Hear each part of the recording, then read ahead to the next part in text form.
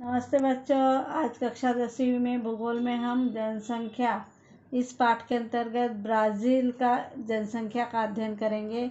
इसमें आकृति 6.2 अ तथा आ के आधार पर कुछ उत्तर लिखना है, जिसके प्रश्न हैं किस ये आकृति है और ये आकृति है, किस भाग में जनसंख्या बड़े पैमाने पर केंद्रित दिखाई देती है। ये भाग हमें यहाँ दिखाई दे रहा है, तो ये भाग है ब्राज़ील का पूर्वी तट का भाग है, पूर्वी तट का, और समशीतोष्ण प्रदेश है ये।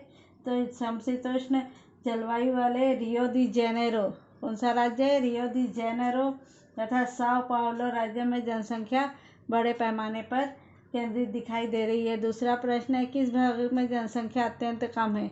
ये यहाँ पर दिखाई दे रही है इस क्षेत्र में। तो ये अमेजन नदी की घाटी का प्रदेश है, यहाँ जनसंख्या अत्यंत कम है।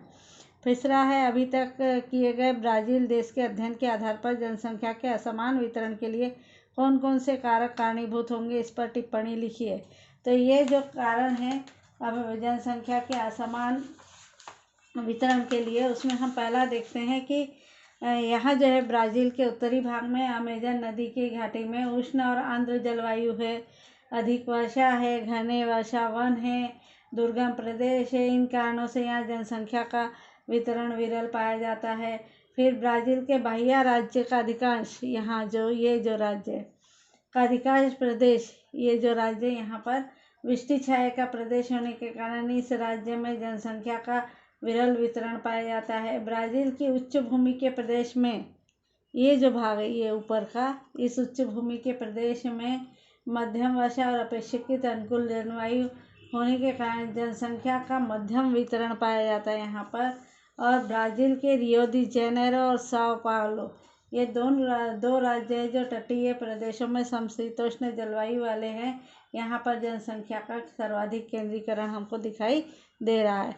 अब इस मानचित्र में जनसंख्या को दिखाने के लिए बिंदु पद्धति का उपयोग किया गया है। अब आता है इसके आगे देखेंगे कि ब्राज़ील दक्षिण अमेरिकी महाद्वीप का सर्वाधिक जनसंख्या वाला देश है। जनगणना 2010 के अनुसार लगभग 19 करोड़ जनसंख्या वाला ब्राज़ील विश्व में 5वें स्थान पर है। क्षेत्रफल की दृष्टि से भी यह देश विश्व में 5वें क्रमांक पर है। पृथ्वी के भूभाग पर 5.6% भाग ब्राज़ील द्वारा व्याप्त है, किंतु विश्व की केवल 2.78% जनसंख्या ही इस देश में रहती है। इसलिए इस देश में जनसंख्या का घनत्व औसतन 23 व्यक्ति प्रति वर्ग किलोमीटर है। ब्राज़ील में भी जनसंख्या का वितरण असमान है। अधिकांश जनसंख्या पूर्वी तट में 300 किलोमीटर की चौड़ी पट्टी में पाई जाती है। यहाँ पर घनी जनसंख्या का यह क्षेत्र ब्राज़ील की तटीय समतल निचली भूमि है। उसमें भी दक्षिण पूर्वी तट का भाग अनुकूल जलवायु और अधिवास हेतु उपयुक्त है। उर्वर भूमि एवं संसाधनों की उपलब्धता के कारण कृषि के कारण उद्योगों का इस भाग में विकास हुआ है। परिणाम स्वरूप इस भाग में जनसंख्या घनत्व अधिक है।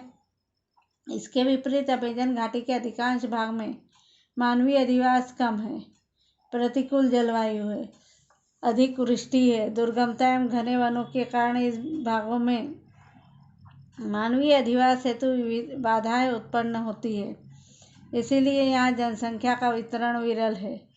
ब्राज़ील के मध्य एवं पश्चिमी भागों में भी जनसंख्या कम है। ब्राज़ील की उच्च भूमि में जनसंख्या घनत्व मध्यम है।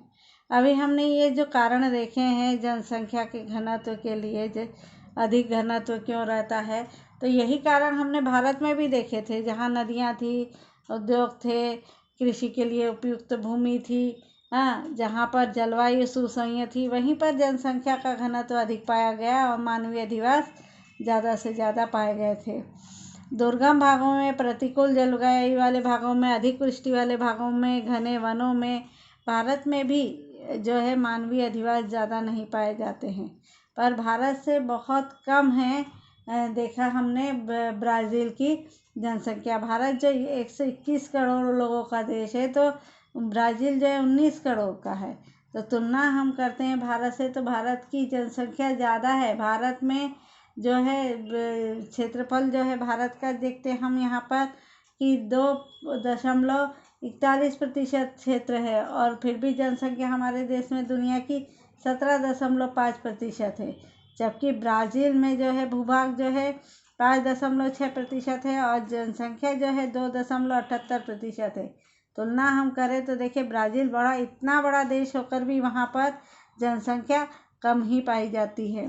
तो इस दृष्टि से हम देखते हैं कि ब्राज़ील की जनसंख्या का घनत्व कम है और जनसंख्या कम है, पर भारत की जनसंख्या ब्राज़ील की तुलना में ज़्यादा है, जो कि इस मानचित्र में भी दिखाया गया है। जनसंख्या का घनत्व इसमें हम देख सकते हैं 300 से अधिक हमें ये यहाँ दिख रही है रियो डी जेनेरो ये भाग में। अब यहाँ एक जो दिया है थोड़ा दिमाग लगाओ, इसमें हमें समझ में आ जाता है। ये जो आकृति दिखाई है 80 व्यक्ति, तो ये दोनों की अगर हम तुलना करते हैं तो और इस 1 वर्ग किलोमीटर क्षेत्र वाले वर्गों में जनसंख्या का वितरण देखकर हमको पता चलता है कि वाले जो है आकृति में यहाँ प्रति वर्ग किलोमीटर क्षेत्र में जो है जनसंख्या का घनत्व अधिक है, में कम है, में ज़्यादा है। धन्यवाद विद्यार्थी।